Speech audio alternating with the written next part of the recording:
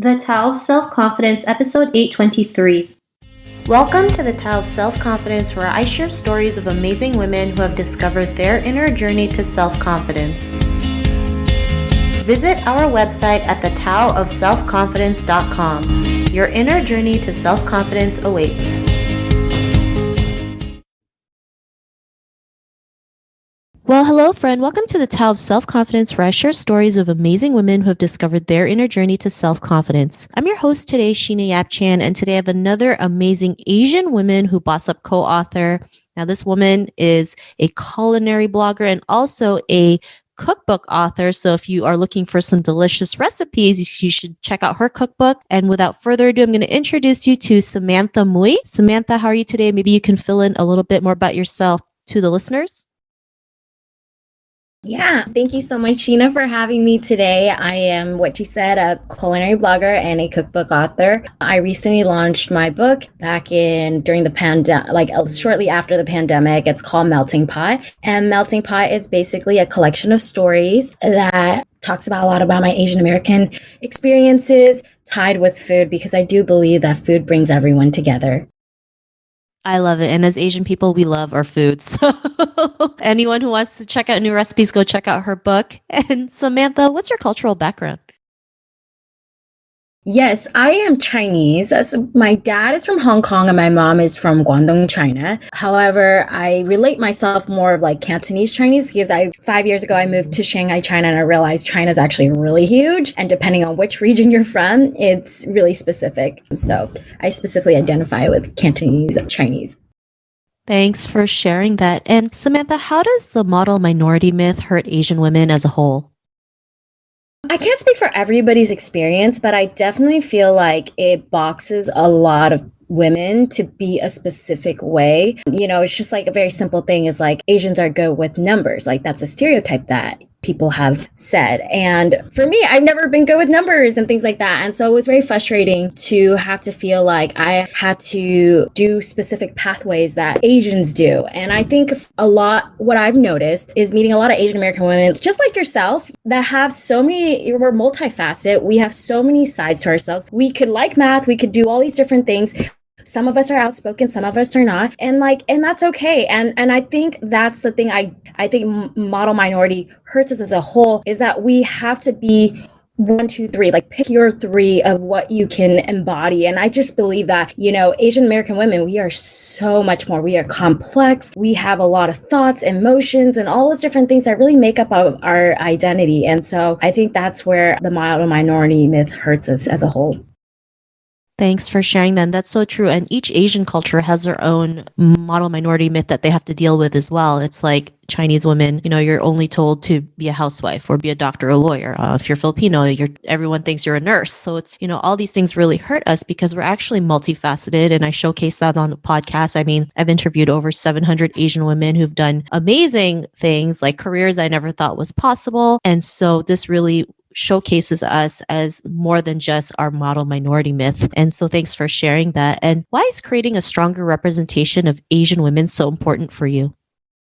I think because, and again, I only speak from my own experiences. Like I always talk about my childhood and how I always felt like I didn't find spaces that I was able to be in and felt comfortable in. And so I think it's really important, when I was a kid, for example, I would read these books called Chicken Noodle Soup for the Soul by Jack Canfield, and reading about other people's stories and reading about wow, if I had read someone that was similar to me, who's cooking, Asian woman, totally going this non-traditional route, I could be like, whoa, that's a person that's already paved the way for me to do it. And so I didn't see that for myself. I saw a lot of Asian American men in the cooking industry, like Yan Can Cook, Ming, all these different people, but I never saw that for myself. So I think it's really important that we talk about these stories so that someone younger, 10 years from now, fast forward, could be like, yo, I see somebody's doing that and I'm going to run towards that lane. So that is why I think it's really important.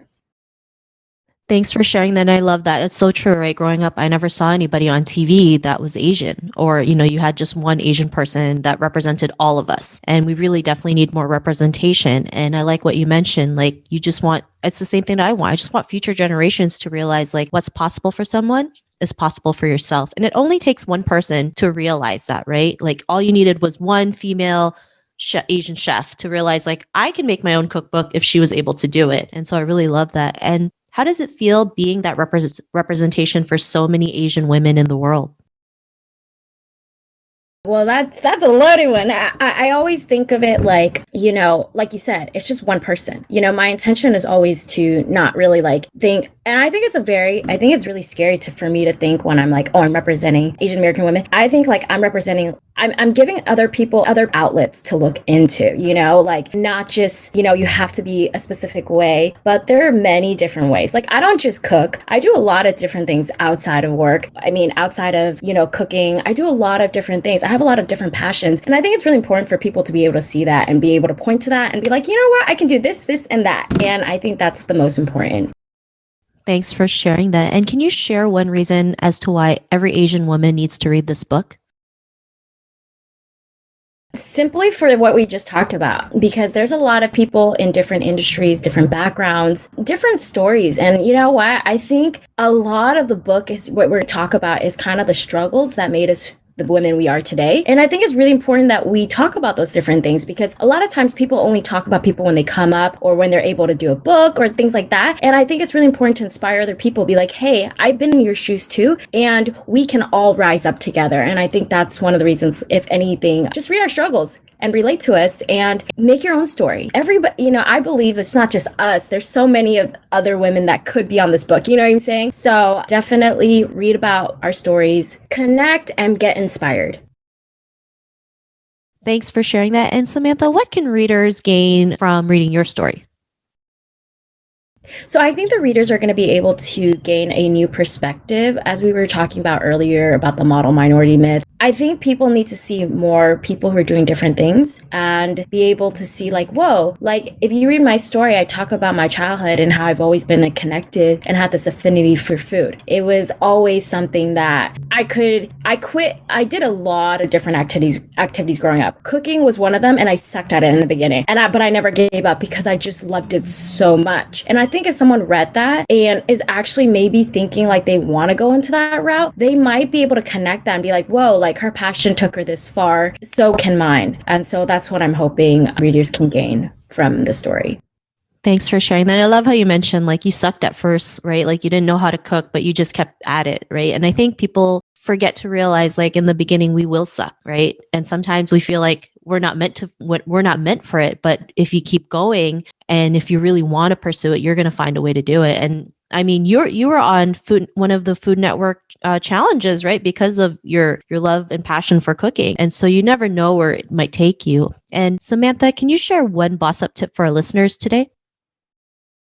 The boss up tip I want to share today is stay in your own lane. And I know in some ways that has a very negative connotation, but it's also because it's been used in a negative connotation to me that I've used it as a way to stride. And what I mean by that is back then, when I started doing all these different things, I've had people, tell me, just stay in your own lane. You said like the model minority myth, like study math, do all these different things, stay in your own lane. And for me, I've used that in a way to think of it like this. Stay in your own lane means go after what you're passionate about, what seems natural, things that you normally tend to lean in, things that you've probably overlooked yourself. Like, if you're good at gardening, like lean into that. Like, you don't know if that a business can happen through that. So I always say stay in your own lane, because what happens is when you're so into what you're doing, I'm not looking at Sheena and being like, Sheena's great what she does. I want to do what Sheena does. I'm not going to be looking at somebody else and be like, oh, I want to be this and that. When you stay in your own lane, you only get better and your eyes are focused on one thing and one goal. And so I just really want to encourage other people, stay in your own lane. And that is not a negative thing.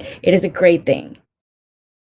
Thanks for sharing that great tip. And it's so true. Like when we can just learn to focus on ourselves and what we want to do and chase after our dreams, like it makes a huge difference. And I really love that tip that you mentioned. So thanks again. And Samantha, can you share with our listeners where they can pre-order a copy of the Asian Women Who Boss Up book, or even check out your cookbook, or if you have any social media links you want to share as well? So if you would like to pre-order Asian women who boss up. You can also connect with me on my website at samtillymui.wordpress.com, or you can connect with me on Instagram at Sammy Eats. But yes, check us out. Thanks for sharing that. And to our listeners, if you want to connect with Samantha, you can also head on over to thetaoofselfconfidence.com and search for Samantha's name. Her show notes will pop up along with everything else that we talked about. And I really just want to thank Samantha today for taking the time to share her wisdom and her excitement for the book and a little bit about her story. So thank you so much, Samantha.